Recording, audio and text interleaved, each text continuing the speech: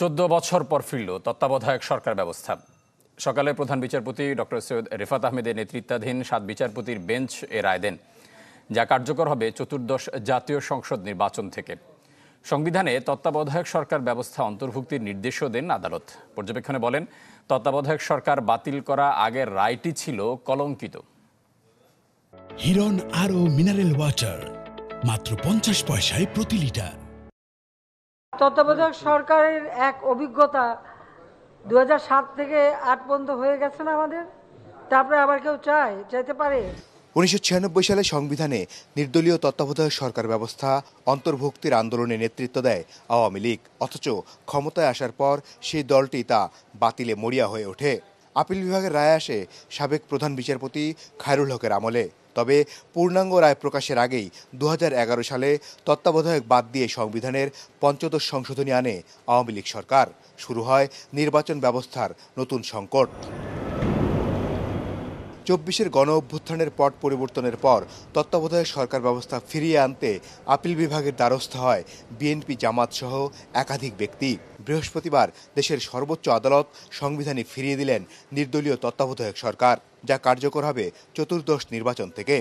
তত্ত্বাবধায়ক ব্যবস্থা বাংলাদেশের গণতন্ত্রের জন্য একটি সহায়ক ব্যবস্থা হিসেবেই হয়তো ফুল জাজমেন্টে আসবে, কারণ কনক্লুশন যেটা আসছে এই লাইনে সাবমিশনের বেসিসে, এবং এটা কার্যকরী হবে নেক্সট পার্লামেন্ট ডিজলভ হওয়ার পরবর্তী 15 দিনের মধ্যেই যেটা আছে সেই বিধানটা পুনর্বহাল হলো। এরাই খুশি শেখ হাসিনা পালিয়ে যাওয়ার পর তত্ত্বাবধায়ক সরকার ফেরাতে সবার আগে আপিল বিভাগে যাওয়া আবেদনকারীরা। বর্তমান অন্তর্বর্তীকালীন সরকার একটা নির্বাচন করবেন, তারপরে সংসদ গঠিত হবে। সেই সংসদের মেয়াদ যখন শেষ হবে তখনই কেবলমাত্র ত্রয়োদশ সংশোধনীর আলোকে একটা তত্ত্বাবধায়ক সরকার ব্যবস্থা গঠনের প্রশ্ন আসবে। তো দীর্ঘ সংগ্রামের পরে শেষ পর্যন্ত এটা আমরা একটা ফলাফল পেয়েছি। আমরা অত্যন্ত আনন্দিত, এবং এর ফলে আমাদের আবার সুষ্ঠু নির্বাচনের পথ আমাদের সামনে প্রশস্ত হবে।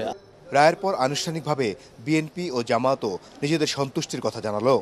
আজকের রায়ের ফলে আবার তত্ত্বাবধায়ক ব্যবস্থা ফিরে এসেছে। আমরা মনে করি যে এটা খুশি না, খালি ঈদের দিন আমাদের মনে হচ্ছে। তার কারণ বিএনপি খালি খুশি না, সারা জাতি খুশি। এই রায় ঘোষণার ভিত্তিতে 13 অ্যামেন্ডমেন্ট বা তত্ত্বাবধায়ক সরকার ব্যবস্থা পুনরুজ্জীবিত হলো। এই রিভাইভাল এবং এই রেস্টোরেশনের আদেশ কার্যকর হবে মাস্ট অপারেট প্রসপেক্টিভলি। আগামীতে এটি কার্যকর হবে, বর্তমান সময়ে এটি কার্যকর হবে না। তবে এই রায়ের পর সংবিধানের 85 সংশোধনীর বৈধতা রায়ের দিকেও নজর রাখতে হবে শেষ পর্যন্ত। মাসুদুর রহমান, চ্যানেল 24, ঢাকা।